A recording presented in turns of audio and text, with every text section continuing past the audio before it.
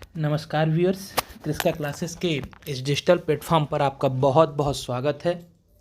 आज मैं आपके सामने उपस्थित हूँ मध्य प्रदेश सहायक कुल सचिव का जो एग्ज़ाम होने वाला है आगामी माह में, उसके अंतर्गत जो यूनिट 8 है उसके महत्वपूर्ण एमसीक्यूज़ को लेकर हम आज डिस्कस करने वाले हैं। पेपर सेकंड रहेगा आपका, जो कि पेपर सेकंड है। मैं आपको बताना चाहूँगा कि पेपर सेकंड का जो यूनिट 8 है, यूनिट 8 इसके जितने भी महत्वपूर्ण एमसीक्यूज़ हो सकते हैं, प्रश्नोत्तर हो सकते हैं, इन्हें मैं आज पूरा आपको सॉल्व कराने की कोशिश करूंगा। और निश्चित मानिए यहाँ से क्वेश्चन जरूर ही आने वाला है और फंसेगा भी। इसमें मैं आपको लगभग 60 से ज़्यादा 60+ क्वेश्चन करवाऊंगा, और जो क्वेश्चन ऑब्जेक्टिव रूप में और वन लाइनर रूप में होंगे। आप इस वीडियो को पूरा अंत तक जरूर देखें, आपको इससे बहुत ज़्यादा लाभ मिलेगा। इससे पहले यदि आप इस चैनल पर नए आए हुए हैं तो आपसे रिक्वेस्ट है कि आप चैनल को सब्सक्राइब कर लीजिए, लाइक और शेयर जरूर कीजिए। चलिए शुरू करते हैं अपनी प्रश्नोत्तरी की सीरीज। सबसे पहले आप देख रहे होंगे, पहला क्वेश्चन है विश्वविद्यालय शिक्षा आयोग का गठन कब किया गया। अच्छा, मैं ये भी बताना चाहूँगा ये एमसीक्यूज हैं किस पे आधारित रहेंगे। तो जो नई शिक्षा नीति है, भारत की नई शिक्षा नीति 2020 जो आई हुई है, इसके पूरे एमसीक्यूज हैं। इसे भी आप ध्यान रखें क्योंकि यूनिट 8 ही पूरी तरह से नई शिक्षा नीति पर आधारित पूरी यूनिट है। पहला क्वेश्चन देख रहे होंगे, विश्वविद्यालय शिक्षा आयोग का गठन कब किया गया। विश्वविद्यालय शिक्षा आयोग का गठन कब किया गया, तो इसका जो राइट आंसर हो जाएगा, विश्वविद्यालय शिक्षा आयोग कब आया था, तो 1948 में, 1948 में आया था राधाकृष्णन आयोग के द्वारा। इसे भी आप बहुत अच्छे से याद रखें, राइट आंसर हो जाएगा 1948 इसका राइट आंसर हो जाएगा। सेकंड है, प्रथम विश्वविद्यालय शिक्षा आयोग के अध्यक्ष कौन थे। पहला जो विश्वविद्यालय शिक्षा आयोग आया था, इसके अध्यक्ष कौन बनाए गए थे, तो इसके अध्यक्ष डॉक्टर राधाकृष्णन। कौन थे, डॉक्टर राधाकृष्णन इस शिक्षा आयोग के पहले अध्यक्ष बनाए गए थे। अगला क्वेश्चन है आपका, भारत की प्रथम व्यापक शिक्षा नीति कब बनी थी। भारत की पहली व्यापक शिक्षा नीति कब बनाई गई थी, तो इसका जो राइट आंसर हो जाएगा, यह बनाई गई थी, आपको बहुत अच्छे से ध्यान रखना है, 1968 में, 1968 में पहली व्यापक शिक्षा नीति भारत की बनाई गई थी। इसे भी आप अच्छे से ध्यान रखिएगा।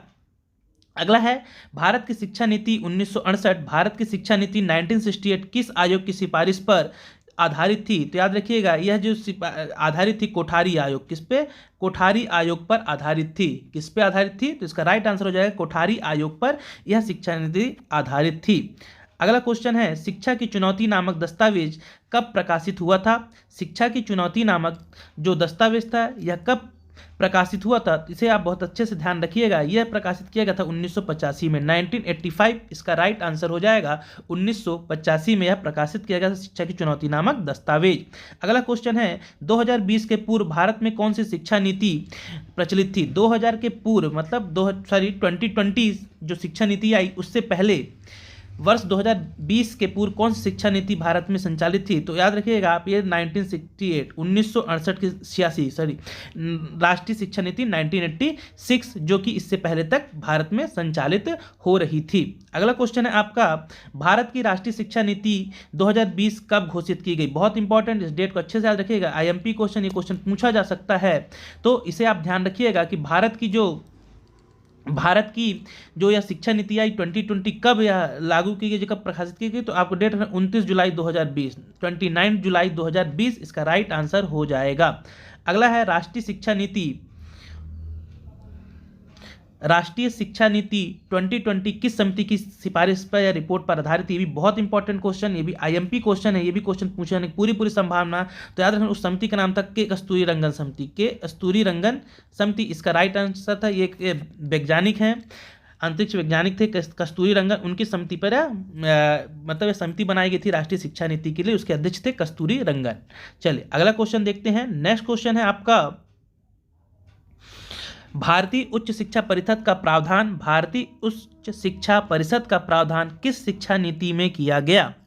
तो इसका जो राइट आंसर हो जाएगा, जो भारतीय उच्च शिक्षा परिषद का प्रावधान था या किस नीति में किया गया था, तो याद रखना है आपको राष्ट्रीय शिक्षा नीति 2020 2020 में यह प्रावधान किया गया। अगला है, राष्ट्रीय शिक्षा नीति के तहत जो स्कूली शिक्षा में कौन सा फॉर्मेट को अपनाया गया है। राष्ट्रीय शिक्षा नीति के तहत कौन से फॉर्मेट को अपनाया गया है, तो बहुत अच्छे से ध्यान, ये भी अच्छा क्वेश्चन हो सकता है, पूछने लायक क्वेश्चन है। तो आपको क्या करना है, 5+3+3+4 5+3+3+4 इस फॉर्मेट को अब नई शिक्षा नीति में अपनाया गया है। इसकी मैं डिटेल वीडियो भी लेकर आऊँगा बहुत जल्द, क्योंकि मैं सोच रहा हूँ पहले आपको मैं ऑब्जेक्टिव्स करा दूँ ताकि इसका निरंतर आप वीडियो देखते रहिए क्वेश्चन, क्योंकि आपको ऑब्जेक्टिव रूप में आना और डिटेल का वीडियो भी बहुत जल्द लेकर आने वाला हूँ।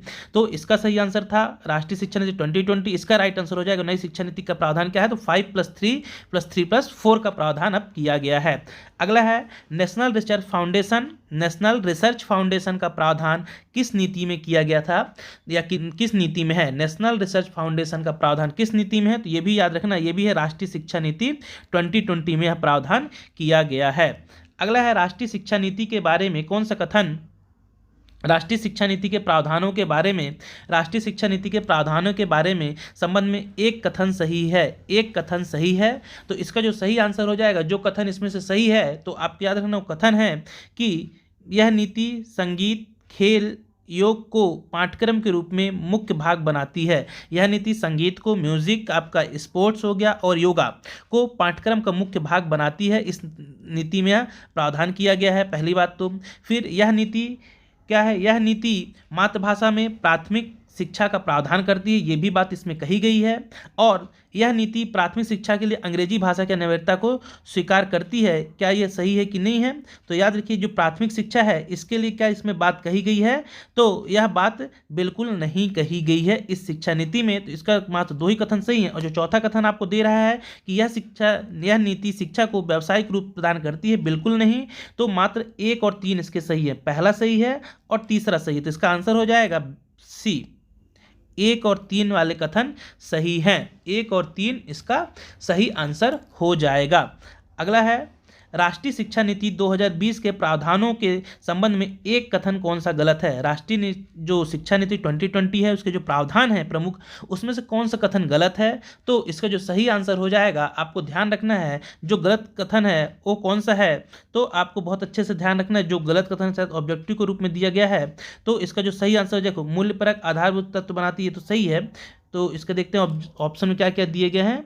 बिल्कुल तीसरा और चौथा, मतलब आपको ध्यान रखना है कि इसमें जो बात कही गई है तो कौन कौन सी बात कही गई है।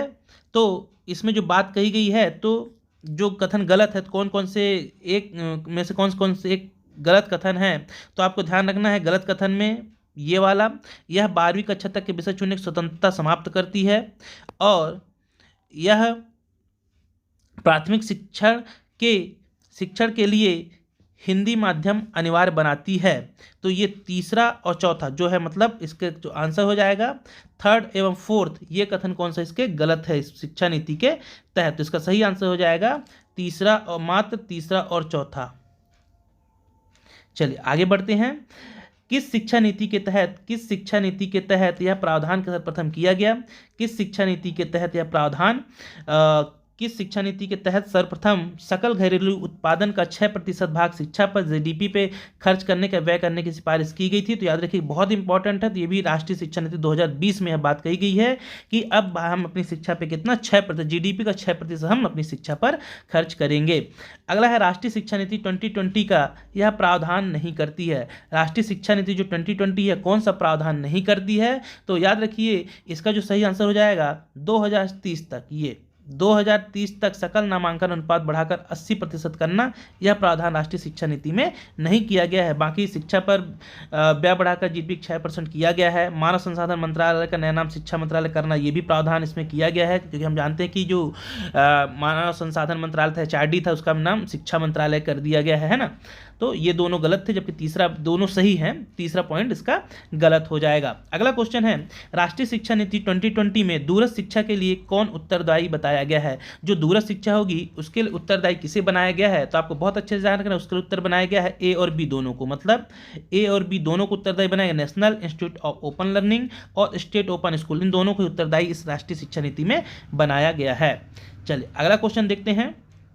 किस पुस्तक में 64 कलाओं का ज्ञान विषयक उल्लेख किया गया था? किस पुस्तक में यह 64 कलाओं के बारे में पहले बताया गया, इतिहास में बताया गया था? तो याद रखना है आपको, इस पुस्तक का नाम था कौन सी? कादम्बरी। कौन सा नाम था? उस पुस्तक का नाम था कादम्बरी। कादम्बरी पुस्तक में 64 कलाओं के, मतलब शिक्षा के लिए 64 कलाओं के बारे में बताया गया था। चलिए आगे बढ़ते हैं। राष्ट्रीय शिक्षा नीति 2020 में परंपरागत ज्ञान को शिक्षा के किस शीर्षक के तहत समाहित किया गया है? तो याद रखिएगा, जो राष्ट्रीय शिक्षा नीति 2020 उसमें जो परंपरागत ज्ञान, ट्रेडिशनल हमारा नॉलेज है, उसको किस शीर्षक के तहत रखा गया है? तो इसमें जो शीर्षक दिया गया है उस शीर्षक का नाम भारत का ज्ञान, भारत का ज्ञान शीर्षक रखा है। जो ट्रेडिशनल हमारे यहाँ की चीज़ें हैं, जो हमारे दादा परदादा, जो हमारे पूर्वज हैं, जो शिक्षा देते आए हैं, उसको रखा है भारत का ज्ञान करके बताया गया है। अगला है एकीकृत बहुविषयक शिक्षा के लिए राष्ट्रीय शिक्षा नीति 2020 जो है राष्ट्रीय किन विश्वविद्यालयों की स्थापना प्रस्तावित करती है? तो याद रखिएगा, यह किसकी स्थापना प्रस्तावित करती है? तो इसका जो सही आंसर हो जाएगा मेरू। किसकी? मेरू। इसका सही स्थान मेरू की प्रस्तावित करती है, स्थापना की प्रस्तावित करती है। अगला है राष्ट्रीय शिक्षा नीति 2020 किसी संस्थानों और स्थानीय समुदायों को किस संरचना के माध्यम से जोड़ती है? मतलब इसमें स्थानीय जो समुदाय हैं, तो किसी संस्थान स्थानीय समुदाय को कैसे जोड़ने के लिए क्या बात कही गई है? तो इसको जोड़ने के लिए जो इसमें शिक्षा नीति में क्या बात बताई गई है? कृषि औद्योगिक पार्क के द्वारा। किसके द्वारा? तो कृषि औद्योगिक पार्क के बारे में बताया गया है। इसका राइट आंसर हो जाएगा। चलिए आगे बढ़ते हैं। अब हम देखेंगे, ये थे ऑब्जेक्टिव टाइप के क्वेश्चन। अब मैं वन लाइनर पूरे महत्वपूर्ण फैक्ट्स जो इस राष्ट्रीय शिक्षा नीति 2020 से आपके लिए महत्वपूर्ण हो सकते हैं, उनके बारे में हम डिस्कस करेंगे वन लाइनर के रूप में। चलिए देखते हैं। अगर ये वीडियो आपको अच्छा लग रहा हो तो आप इसे ज़्यादा से ज़्यादा शेयर, लाइक और चैनल को सब्सक्राइब जरूर कीजिए। चलिए आगे बढ़ते हैं। भारत का पहली राष्ट्रीय शिक्षा नीति की घोषणा किस वर्ष की गई थी? भारत की पहली राष्ट्रीय शिक्षा नीति की घोषणा किस वर्ष की गई थी? जरूरी नहीं है कि आपके वही राष्ट्रीय शिक्षा नीति पूछी जाए, पहला ही पूछा जा सकता है संदर्भ में। तो याद रखें 1961 में पहली शिक्षा नीति आई हुई थी, किसके? कोठारी आयोग के बाद।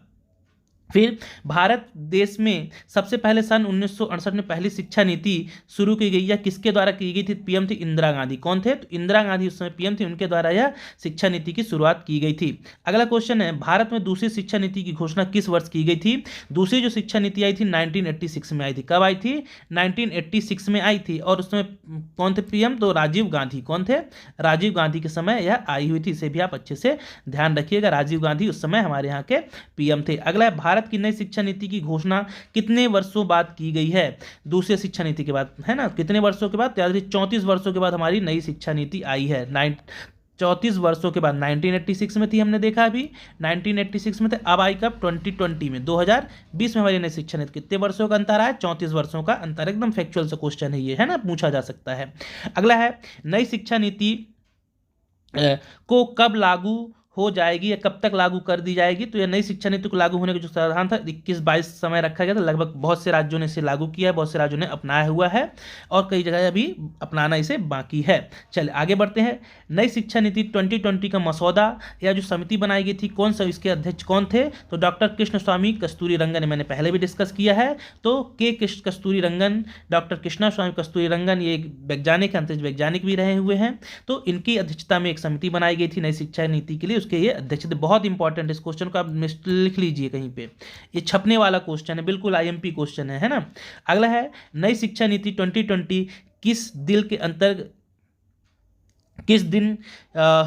के अंतर्गत जारी किया गया? नई शिक्षा नीति 2020 को किस, यहाँ साथ गड़बड़, यहाँ पे कुछ मिसप्रिंट हो गया है, पहले इसको हटाई, के अंतर्गत जारी की गई थी। तो जो नई शिक्षा नीति NHEB के द्वारा जारी की गई थी, NHEB के द्वारा इसे जारी किया गया था। जब ये सब शॉर्ट वर्ड्स, अभी मैं इसके पूरा डिटेल वीडियो लेकर आऊँगा, उसमें ये पूरी चीज़ें आपके डाउट्स क्लियर हो जाएंगे, क्या है इसके फुल फॉर्म वगैरह क्या है। अभी क्या वीडियो बहुत ज़्यादा लंबा हो जाएगा, मैं उतना ज़्यादा डिटेल नहीं बता सकता हूँ, सीधे क्वेश्चन बस करा रहा हूँ।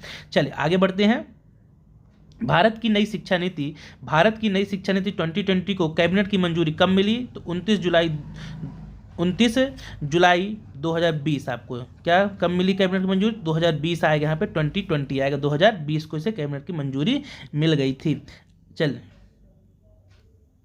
अगला है, नई शिक्षा नीति 2020 को किस शिक्षा नीति की जगह लागू किया गया था? किस शिक्षा नीति की जगह? तो 1986 राष्ट्रीय शिक्षा नीति 1986 के तहत इसको लागू किया गया है। अगला क्वेश्चन है, राष्ट्रीय शिक्षा नीति 2020 के अंतर्गत कितनी आयु वर्ग तक के बच्चों को शिक्षा का कानून का जो अधिकार है 2009 के अंदर रखा गया है? तो 3 से लेके 18 वर्ष, 3 से लेके 18 वर्ष तक के सभी बच्चे, जो RTE है, राइट टू एजुकेशन वाला जो हमारा अधिकार है 2009 का एक्ट है, उसके तहत इसमें शामिल किया गया है। 3 से लेकर 18 वर्ष तक, बहुत ज़्यादा इंपॉर्टेंट है, इसे भी आप ध्यान रखिएगा। चलिए आगे बढ़ते हैं। अगला क्वेश्चन है, नई शिक्षा नीति 2020 में कौन सी भाषा को कक्षा 5 तक खत्म कर दिया गया है? तो उस भाषा को अंग्रेजी को खत्म कर दिया गया है, क्योंकि नई शिक्षा नीति में प्रावधान किया गया है कि क्षेत्रीय भाषाएं जो है, लोकल लैंग्वेज जो है, उसमें इन कक्षाओं तक क्या करना है, पहले शिक्षा देना का प्रावधान किया गया है। जो लोकल जो है कि क्षेत्रीय भाषाएं होती हैं, है ना, ये मातृभाषा जो होती है उसमें देना है, और चाहे तो आगे 8वीं स्तर तक भी बढ़ाया जा सकता है, ऐसा ही प्रावधान किया गया है। अगला है, नेक्स्ट क्वेश्चन है, नई शिक्षा नीति 2020 के अनुसार 5वीं कक्षा तक किस भाषा में शिक्षा देनी होगी? तो ये मैंने आपको बताया कि ये स्थानीय भाषा, क्षेत्रीय भाषाएं हैं, मातृभाषा, स्थानीय भाषा या क्षेत्रीय भाषाओं में 5वीं कक्षा तक की जो शिक्षा है उसे उपलब्ध कराना होगा। अगला है, नई शिक्षा नीति 2020 के अनुसार कौन सी कक्षा तक की शिक्षा को मातृभाषा या स्थानीय भाषा में कराया जाएगा? तो कक्षा 5 तक। देखिए क्वेश्चन कैसे घुमा के पूछा जा सकता है, इसका बेहतरीन नमूना है। जरूरी नहीं कि आपसे ये पूछे किस कक्षा तक, तो 5वीं कक्षा तक, है ना। और किस भाषा में? तो मातृभाषा, स्थानीय भाषा या क्षेत्रीय भाषाओं में उस शिक्षा को देना है 5वीं कक्षा तक का, यह प्रावधान किया गया है। चलिए आगे बढ़ते हैं। अगला क्वेश्चन है, नई शिक्षा नीति जो 2020 है का लक्ष्य किस वर्ष तक, 3 वर्ष से 18 वर्ष तक के प्रत्येक बच्चों को गुणवत्तापूर्ण व समावेशी शिक्षा प्रदान करने की बात कही गई है 2030 तक। किस वर्ष तक? 2030 तक का यह लक्ष्य रखा गया, समय रखा गया है। अगला है, किस वर्ष तक स्कूली शिक्षा में 100% GER मतलब ग्रॉस इनरोलमेंट रेशियो के साथ माध्यमिक स्तर तथा एजुकेशन फॉर ऑल का लक्ष्य रखा गया है? तो ये भी रखा गया 2030 तक। दोनों इंपॉर्टेंट क्वेश्चन, अच्छे से ध्यान रखिएगा। जो महत्वपूर्ण बातें हैं पूरे उस शिक्षा नीति के मसौदे की, इनके क्वेश्चन हैं, बहुत बेहतरीन क्वेश्चन, आपको बहुत ज़्यादा लाभ मिलेगा, मेरा ऐसा मानना है। तो इसका आंसर हो जाएगा 2030 तक। अगला है, भारत के शिक्षा मंत्रालय के पहले शिक्षा मंत्री कौन थे? भारत के शिक्षा मंत्रालय के पहले शिक्षा मंत्री कौन हुए इस नए शिक्षा में? तो रमेश पोखरियाल निशंक जो थे इसके पहले शिक्षा मंत्री हुए। फिर नई शिक्षा नीति 2020 के अनुसार शिक्षा पर इस सकल घरेलू उत्पाद का कितने पैसे खर्च करने की बात कही गई? तो 6% खर्च करने की बात कही गई। इसे भी आप बहुत अच्छे से ध्यान रखें, 6% GDP का खर्च करना है हमें शिक्षा पे। अगला है, मेडिकल और लॉ एजुकेशन को छोड़कर समस्त उच्च शिक्षा के लिए एकल निकाय के रूप में किस आयोग की गठन किया जाएगा? तो HE हायर एजुकेशन, इसका जो HCI का फुल फॉर्म है, तो हायर एजुकेशन, मैं बता रहा हूँ 2 मिनट का जो फुल फॉर्म क्या है, HECI इसका जो फुल फॉर्म हो जाएगा higher education India higher education commission आयोग की बात कही गई। भारत उच्च शिक्षा आयोग के गठन की बात कही गई है, गठन किया जाएगा, ये आपको ध्यान रखना है। चलिए आगे बढ़ते हैं। अगला है आपका कि स्कूल पाठ्यक्रम में 10+2 पैटर्न के स्थान पर अब कौन सा पाठ्यक्रम होगा? स्कूली पाठ्यक्रम अभी तक क्या रहता था, 10+2+3 चल रहा था, ये अच्छे से ध्यान रखिए। 10th फिर 12th और 3 साल का आपका ग्रेजुएशन, 10+2 था, ये पार्ट पूरा कंप्लीट था, 10+2+3 था। अब इसके स्थान पर नई शिक्षा जो नीति है इस पर क्या प्रावधान कर दिया गया है? तो आपको बहुत अच्छे से ध्यान रखना, अब प्रावधान कैसा कर दिया गया, 5+3+3+4 का पैटर्न कर दिया गया है। पहले 5 साल जिसमें नर्सरी और 2 साल के नर्सरी वाली क्लास, 3 साल और 3rd क्लास तक रहेगा, फिर 3 साल का, फिर 3 साल और लास्ट में 4 साल का, ऐसा प्रावधान किया गया है। अगला है, नई शिक्षा नीति 2020 के अनुसार वोकेशनल कोर्स किस कक्षा से शुरू किए जाएंगे? तो जो वोकेशनल कोर्स हैं ये शुरू किए जाए कक्षा 6 से शुरू करने का प्रावधान रखा गया है। अगला है, देश में शोध और अनुसंधान को बढ़ावा देने के लिए किस संगठन की स्थापना की जाएगी इस नई शिक्षा नीति के तहत? तो वह संगठन होगा नेशनल रिसर्च फाउंडेशन की क्या किया जाएगा, स्थापना की जाएगी देश में अनुसंधानों को बढ़ावा देने के लिए। चलिए आगे बढ़ते हैं। अगला क्वेश्चन है, नई शिक्षा नीति के अनुसार नई शिक्षा नीति के अनुसार इतना तक के कितने वर्ष का कर दिया गया है? नई शिक्षा नीति के अनुसार यह प्रावधान कितने वर्ष तक के लिए कर दिया गया है? तो यह प्रावधान 3 से 4 वर्षों तक के लिए कर दिया गया है। अगला है, किसे बढ़ावा देने के लिए एक राष्ट्रीय शैक्षणिक टेक्नोलॉजी फोरम NETF बनाया जा रहा है, जिसके लिए वर्चुअल लैब विकसित की जाएगी। तो यह NEF जो है, यह जो इसका फुल फॉर्म राष्ट्रीय शैक्षणिक मतलब नेशनल एजुकेशनल टेक्नोलॉजी फोरम, इसका फुल फॉर्म हो जाएगा नेशनल एजुकेशनल टेक्नोलॉजी फोरम, जिसका फुल फॉर्म है NEFT, बनाया जाएगा ई पाठ्यक्रमों के लिए। किसके लिए? ई पाठ्यक्रमों के लिए विकसित किया जाएगा। चलिए आगे बढ़ते हैं। नई शिक्षा नीति 2020 में किस वर्ष तक नेशनल मिशन के माध्यम से फाउंडेशन लर्निंग एवं न्यूमेरिक्स स्किल को बनाए रखने का लक्ष्य रखा गया? तो ये लक्ष्य रखा गया 2025 तक। चलिए आगे बढ़ते हैं। अगला क्वेश्चन है आपका कि राष्ट्रीय साक्षरता मिशन की शुरुआत किस वर्ष की गई थी? राष्ट्रीय साक्षरता मिशन की शुरुआत, बहुत इंपॉर्टेंट क्वेश्चन, तो याद रखना, राष्ट्रीय साक्षरता मिशन 1988 में शुरू किया गया था। 1988 में राष्ट्रीय साक्षरता मिशन, जिसमें हम स्कूल के लिए हम ऐसा भी जो आपने देखा भी होगा, ये सब कार्यक्रम शुरू किया गया था राष्ट्रीय साक्षरता मिशन, तो 1988 में यह शुरुआत की गई थी। चलिए आगे बढ़ते हैं। अगला क्वेश्चन है ऑपरेशन, ये बहुत ज़्यादा इंपॉर्टेंट क्वेश्चन है कि ऑपरेशन ब्लैकबोर्ड नामक कार्यक्रम किस वर्ष लागू किया गया था? तो यह लागू किया गया था 1987-88 में, 1987-88 में यह लागू किया गया था। अगला है राष्ट्रीय शिक्षा परिषद NCTE की स्थापना कब हुई? तो राष्ट्रीय शिक्षा परिषद की स्थापना 1995 में की गई। अगला है Indira Gandhi national open university IGNOU की स्थापना कहाँ हुई थी? 1985 में इसकी स्थापना हुई। कहाँ पे पहली बार हुई थी? तो आंध्र प्रदेश में। कहाँ हुई थी? तो आपको जगह भी याद रखना है, आंध्र प्रदेश। कहाँ पे? आंध्र प्रदेश का राइट आंसर हो जाएगा, इसकी स्थापना की गई थी। अगला है राष्ट्रीय शिक्षा नीति को लागू करने वाला देश का पहला राज्य कौन सा था? तो कर्नाटक, इसका राइट आंसर हो जाएगा कर्नाटक। देखो MP ने भी लागू किया था, लेकिन MP ने कर्नाटक के बाद लागू किया था, कुछ सुधारों के संशोधनों के साथ, है ना। सबसे पहले किसने किया था? तो सबसे पहला लागू करने वाला राज्य कर्नाटक था, उसके बाद मध्य प्रदेश था। इसमें आप कंफ्यूज नहीं होना। अगला है कर्नाटक राज्य ने नई शिक्षा नीति 2002 को कब लागू करने की घोषणा कर दी थी? उसने 20 अगस्त को कर दी थी, 20 अगस्त को। और मेरे ख्याल से जो MP ने, आपको याद रखना है, MP ने 29 अगस्त को किया हुआ था, 29 अगस्त को, या 29 से 28 अगस्त है, एग्जैक्ट मुझे नहीं, लेकिन 28-29 अगस्त के आसपास MP ने घोषणा की हुई थी, मध्य प्रदेश ने घोषणा की हुई थी।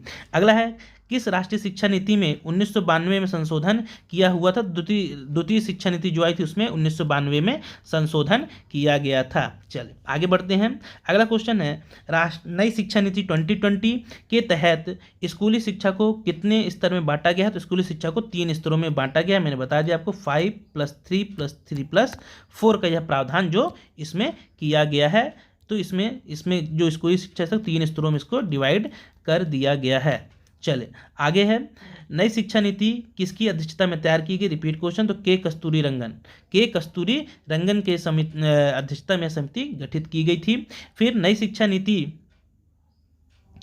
2020 प्रौद्योगिकी के उपयोग पर विचारों के मुक्त आदान प्रदान को एक मंच प्रदान करने के लिए किसकी स्थापना करेगा? तो करेगा नेशनल एजुकेशन टेक्नोलॉजी फोरम, जो इसका फुल फॉर्म NEFT जिसे हमने पढ़ा अभी, इसकी स्थापना करने का प्रावधान किया गया है इस नई शिक्षा नीति में। चलिए आगे बढ़ते हैं। अगला क्वेश्चन है कि नई शिक्षा नीति किस संस्थान को सशक्तिकरण की अनुशंसा करती है? CABE को। किसको? CAB को यह अनुशंसा करती है, इसको और सशक्त बनाने के लिए। अगला है अंतर्राष्ट्रीय शिक्षा दिवस कब मनाया जाता है? ये भी इंपॉर्टेंट क्वेश्चन, आप ध्यान रखिएगा। दिवस भी पूछा जाता है। अंतर्राष्ट्रीय शिक्षा दिवस कब मनाया जाता है? 24 जनवरी को। कब मनाया जाता है? 24 जनवरी को अंतर्राष्ट्रीय शिक्षा दिवस भी मनाया जाता है। इस दिन बालिका दिवस भी मनाया जाता है। चलिए आगे बढ़ते हैं। अगला है भारत के इतिहास में अब तक कितनी बार शिक्षा नीति आई है? बहुत ज़्यादा इंपॉर्टेंट क्वेश्चन, अच्छे से देखिए आप। भारत के इतिहास में अब तक कितनी बार शिक्षा नीति आ चुकी? तो बहुत ऐसा 3 बार। फैक्चुअल पूछेगा तो 3 बार शिक्षा नीति आई है। कब कब आई है? 1968, इसको उल्टा कर दो तो 1986 और 2020। PM यहाँ पे आएंगे इंदिरा गांधी, यहाँ पे आएंगे राजीव गांधी, यहाँ पे आएंगे नरेंद्र मोदी, 3 प्रधानमंत्री।